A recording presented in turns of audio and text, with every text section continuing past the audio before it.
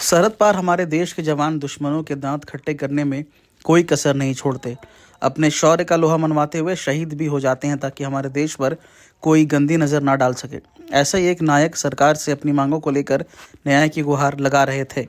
बता दें कि 1971 भारत पाक युद्ध में उस सैनिक की जिसने अपनी छातों पर गोलियां खाई, वहीं दुश्मनों के दांत खट्टे कर दिए। इतना ही नहीं, अपने देश का झंडा बुलंद किया। जी हाँ, हम बात कर रहे हैं पूतना बालमूची की। आज 16 दिन के बाद सरकार से आश्वासन के बाद उन्होंने अपना धरना समाप्त किया है। क्या कुछ कहा उन्होंने, सुनिए। कुछ मांगे पूरी हुई और क्या बातें हुई?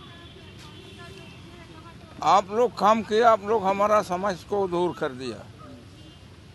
तो सरकार ने बोला जो हमारा जो मांग है आप लोग का आदेश से मेरा सरकार कर दिया।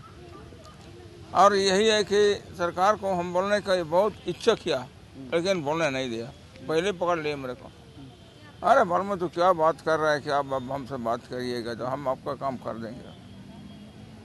इतना बोला कि आप जो ज़मीन जो किया था वो ज़मीन नहीं हुआ, उसी कारण से मैंने दोबारा आया है, लेकिन आपका रिपोर्ट हमारा नहीं मिल पा रहा था। तो ठीक है, हमने बोला कि थोड़ा लिखित दीजिए। हम कहे लिखित को कॉल करके बात किया कि अभी तक इनका काम क्यों नहीं हुआ। तो उन्होंने कहा कि नहीं, जल्द से जल्द इनका काम को मैं पूरा कर दे रहा हूँ। उसी आधार पे माननीय मुख्यमंत्री ने भी कहा कि बाबा आप जाइए, ठंड काफ़ी है, क्योंकि ठंड मार देगा तो कोई घटना घट जाएगी, इसलिए आप लोग जाइए। डीसी को कह दिया गया है आप लोग का काम तत्काल ज़मीन और पेंशन और नौकरी का जो मामला है वो वहाँ के डीसी के द्वारा कर दिया जाएगा। अगर नहीं किया जाता है तो बजट सत्र में फिर से दोबारा हम लोग इसी स्थान पर बैठने के लिए मजबूर होंगे। इस तरह के मामले इतने सालों से पेंडिंग है, इस पे क्या? देखिए, दुर्भाग्य है, आज तो पूतना बालमूचू और उनके परिवार के लोगों ने हिम्मत दिखाया।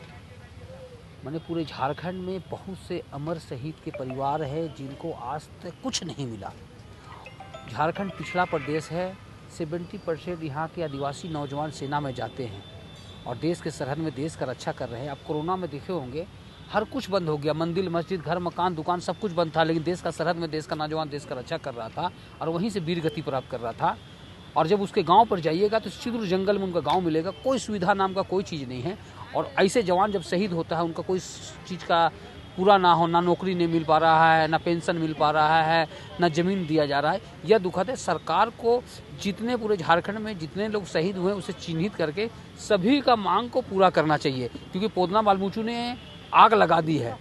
आने वाला उस समय होगा कि झारखंड का हर शहीद के परिवार देखिएगा सड़कों पर उतरने के लिए बात होगा। इसलिए सरकार को यह प्रयास